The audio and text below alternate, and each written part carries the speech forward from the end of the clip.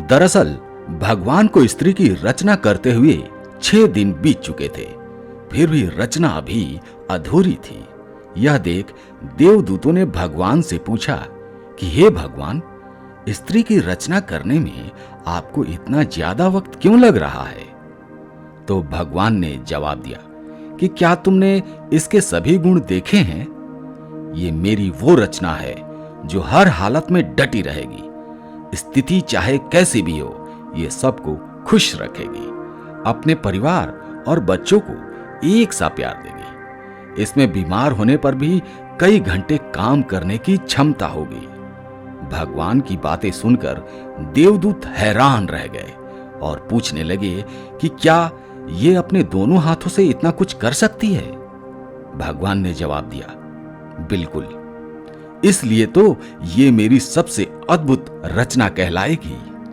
ये सुनकर देवदूत ने पास जाकर भगवान की बनाई रचना को जब हाथ लगाया और कहा कि प्रभु, ये तो बहुत नाजुक है, तो भगवान ने हंसकर कहा कि ये बाहर से नाजुक जरूर है, पर अंदर से इतनी ही मजबूत है, अर्थात ये कोमल तो है पर कमजोर नहीं। इतना सुनने के बाद देवदूत इस रचना के बारे में और भी जानने को उत्सुक हो गए और देवदूतों ने भगवान से पूछा कि हे प्रभु, इस स्त्री में सोचने की क्षमता तो होगी ना? प्रभु ने कहा, ये न केवल सोच सकेगी बल्कि इसमें हर समस्या का मुकाबला करने की क्षमता होगी। दरअसल देवदूत ने जब पास जाकर स्त्री के गालों को हाथ लगाया तब उन्हें कुछ पानी जैसा प्रतीत हुआ। उन्होंने भगवान से पूछा कि हे भगवान, इसके गालों पर पानी जैसा क्या है? तो भगवान ने कहा, ये इसके आंसू हैं। जवाब सुनकर देवदूत हैरान हो गया और पूछा, आंसू? पर वो किस लिए? इसके जवाब में भगवान ने कहा कि जब ये कमजोर पड़ने लगेगी तो यह अपनी सारी पीड़ा आंसुओं के साथ बहा देगी और ये फिर से मजबूत बन जाएगी। अपने दुखों को भुलाने का इसके पास यह सबसे बेहतरीन तरीका होगा। साथ ही भगवान ने कहा कि यही इसकी ताकत होगी। देवदूत यह सुनकर देवदूतों ने कहा, भगवान, आप तो महान हैं। इस रचना को आपने बहुत सोच समझ कर बनाया है।